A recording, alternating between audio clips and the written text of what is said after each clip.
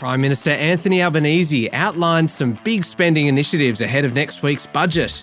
A Woolworths business suffers a cyber attack affecting 2.2 million customers, and Rupert Murdoch considers bringing back together News Corp and Fox. It's Monday, the 17th of October, 2022. Welcome to Fear and Greed, Australia's most popular business podcast. I'm Michael Thompson, and good morning, Sean Aylmer. Good morning, Michael. How was Harry Potter? You went and saw it over the weekend. It was fantastic. Yeah, I said I promised I would give you an update on my survey of Qantas flights, whether they're on time. 100%, 2 from 2, both flights completely on time. So, Alan Joyce, well done.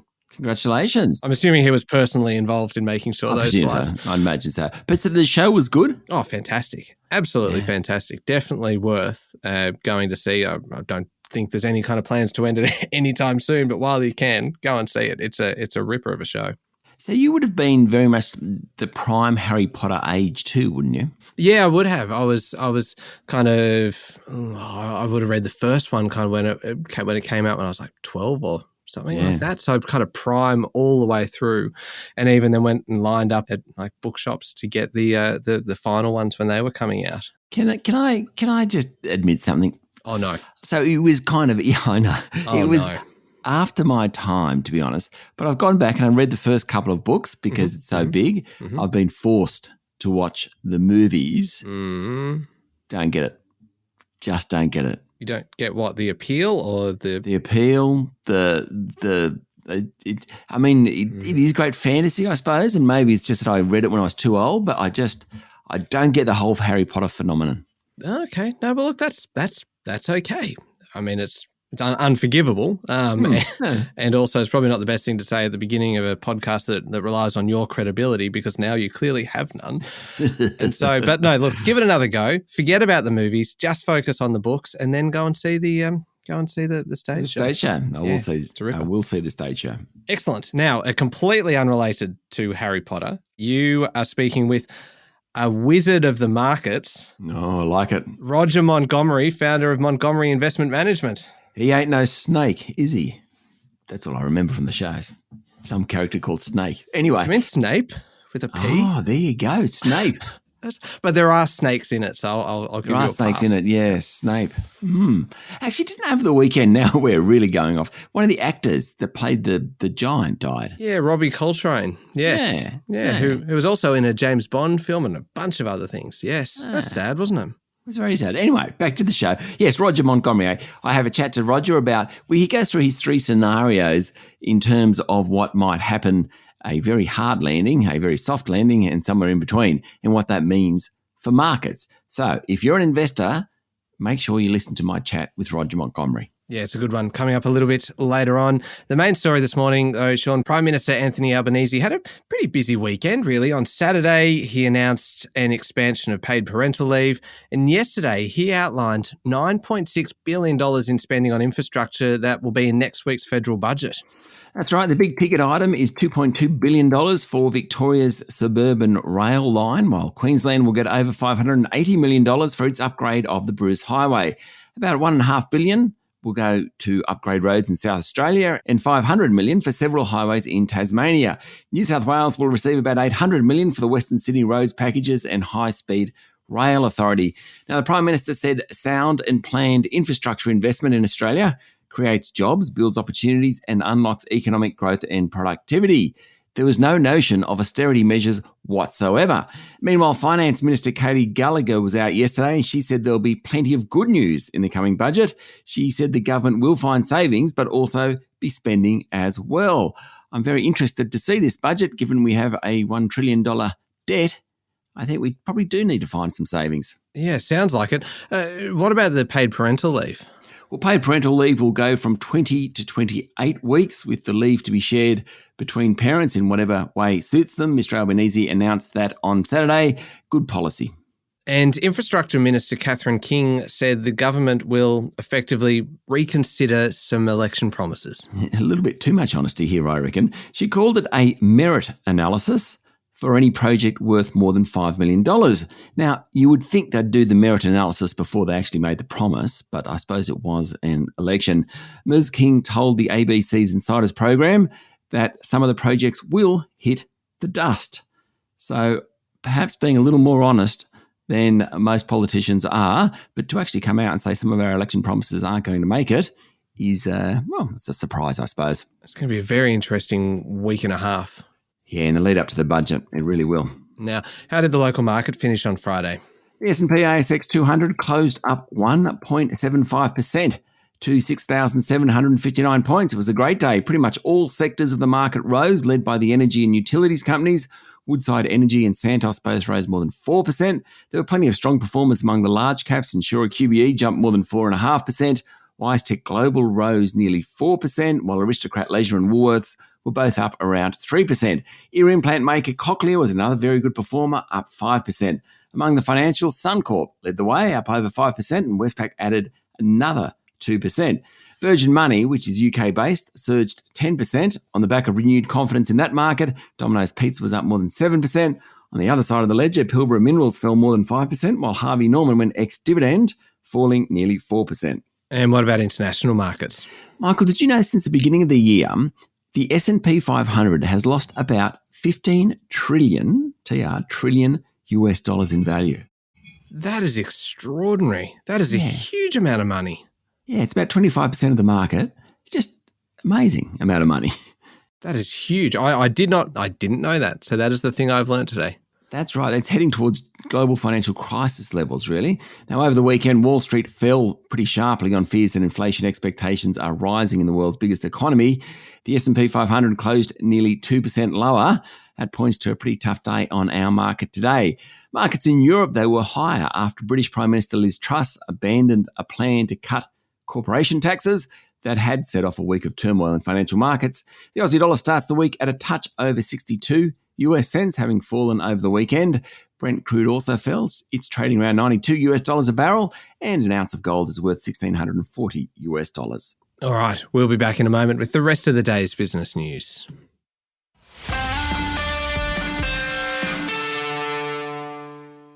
Sean, there's been another major cybersecurity breach with Woolworths contacting 2.2 million customers of its MyDeal online marketplace, whose data was accessed by an unauthorised user.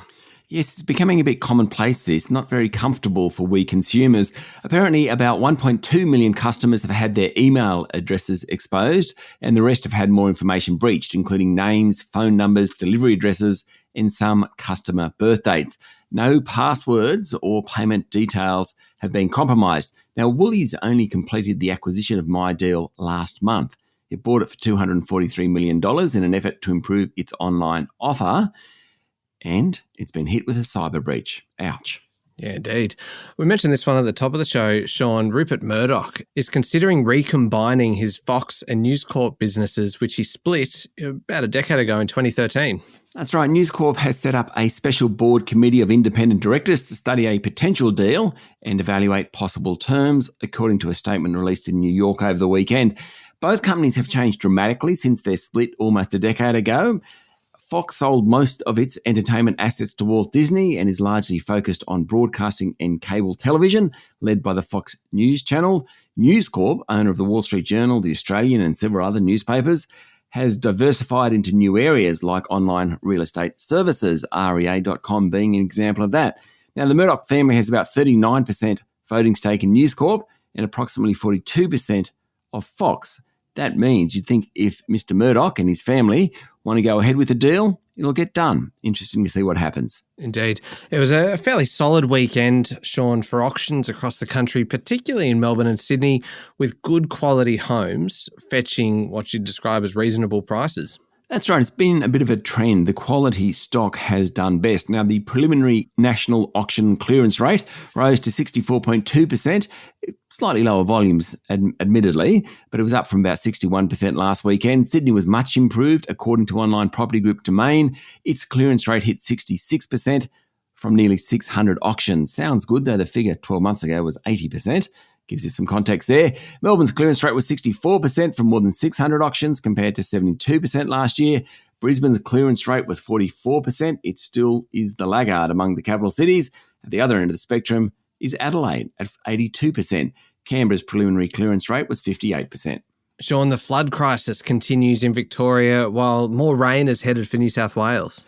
That's right. In Victoria, Premier Daniel Andrews warned that people evacuated may not be able to return to their homes for a long time. About 6,000 people in the state were without power yesterday afternoon. The north of the state has been hit hardest, with thousands of homes inundated and dozens of people rescued from the rising waters. Prime Minister Anthony Albanese described the flooding as quite devastating, and funding will be made available to some communities. The Australian Defence Force has also been called in to help. The bad news is that there's more rain forecast for Victoria and particularly for New South Wales in the next few days. Yeah, that's not good news. Now, for months, Sean, there's been legal challenges about whether insurers had to pay out interruption claims for businesses hit by COVID-19 lockdowns, but the High Court put an end to it on Friday. Yes, and millions of dollars could be paid to businesses affected by the pandemic pretty quickly. Several test cases about business interruption claims went before the High Court, seeking leave to appeal the judgment of the full federal court. But all challenges from insurers and customers were thrown out.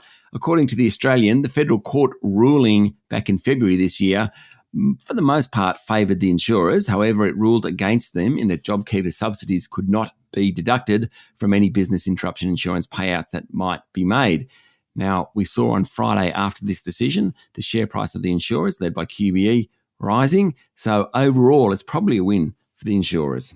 Now, this is an interesting one, Sean. Apparently, if you want to get paid more, you should go to the University of New South Wales or one of the smaller universities around the country.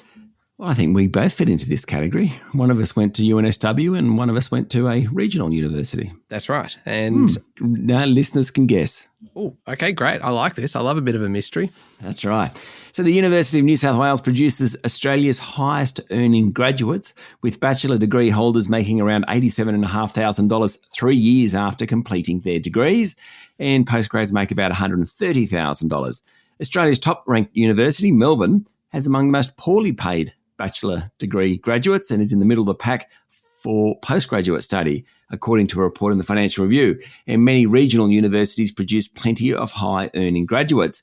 The analysis for the federal government's quality indicators of teaching and learning also reveals rates of full-time employment, which, again, is topped by UNSW with 95.7% full-time employment after 3 years for undergraduates, followed by the University of Canberra and the University of Technology, Sydney.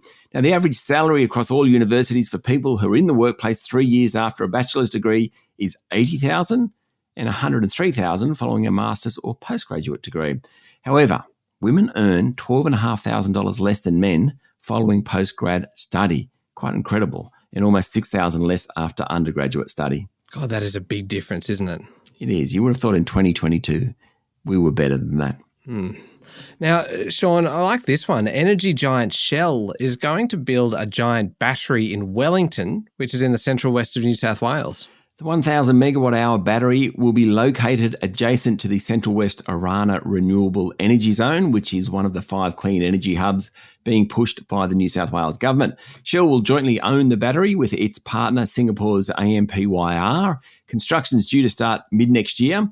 Also last week, Shell announced a wind, solar and battery deal with Foresight Group for a project in Western Australia. What I like about this, and I grew up near Wellington, a town like Wellington has really struggled, but if a big company like Shell comes and puts new business into the town, it really will help revive the community. Yeah, it's good news.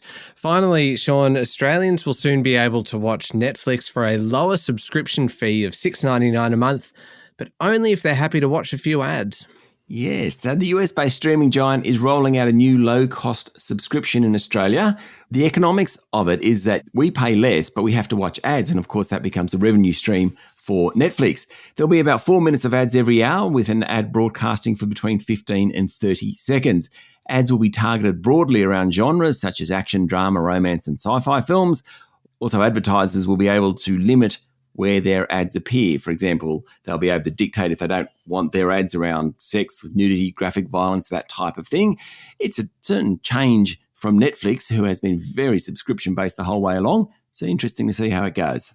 Yeah, and 4 minutes of ads every hour isn't actually that much when you compare it to the free-to-air model. What I find interesting, our household streams pretty much only streams. But if you stream an SBS show, you get ads in the middle of it. So when you stream free to air, you tend to get ads in the middle of it. And I find them really intrusive. Yes. Yeah, I kind of agree. It just comes down to the duration of the ads to me. I wouldn't mind kind of if it was 15 or 30 seconds.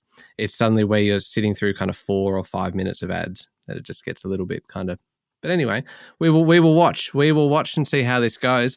Moving on to overseas news, Sean, the Communist Party's National Congress kicked off in Beijing yesterday, and President Xi Jinping praised his country's all-out war against COVID-19. Yes, he very much doubled down on the zero-tolerance policy, which the rest of the world wants China to drop. Mr. Xi said that he put people's lives above all else.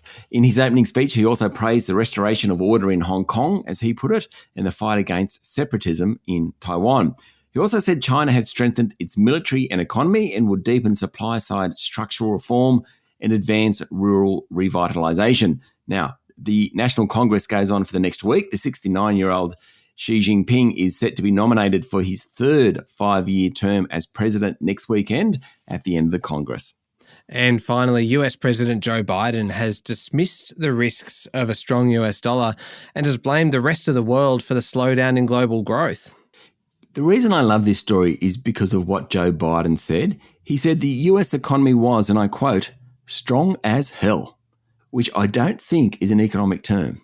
It sounds a little bit like his predecessor, doesn't it? Yeah, just a touch. Strong as hell. And he's concerned about the rest of the world. That's basically what he said. I mean, his comments do contrast with other leaders who are very worried about the rising US dollar. Investors have flooded to the greenback as uncertainty has risen. It's up about 15% against a basket of currencies this year. Mr. Biden also came out and criticised UK Prime Minister Liz Truss for her poorly received tax-cutting plans, saying it was a mistake. Now, she has backtracked on that, but she probably didn't need the US president telling her it was a mistake. No, probably not. All right, up next is the Fear and Greed Daily interview, and your guest this morning is Roger Montgomery. Yeah, a great one for anyone who is investing and worried about where the economy will land in the next 6 to 12 months. And don't forget as well, Fear and Greed, the week ahead, is out today with Sherelle Murphy from EY. Yep, the big one this week is the labour force stats for September, so looking forward to that. All right, it's coming up next in the Fear and Greed playlist on your podcast platform or at fearandgreed.com.au. And as well, today in the show notes for this episode, you will find a link to a survey, and we would love it if you could take a couple of minutes to fill out this survey. It is basically just finding out what you want to hear on the podcast, what information is important to you and to your investments. It's all anonymous, so your assistance in taking that survey would be greatly appreciated. Thank you very much, Sean. Thank you, Michael. It's Monday, the 17th of October, 2022. Make sure you're following the podcast and join us online on Instagram, LinkedIn, Twitter, and Facebook. I'm Michael Thompson, and that was Fear and Greed. Have a great day.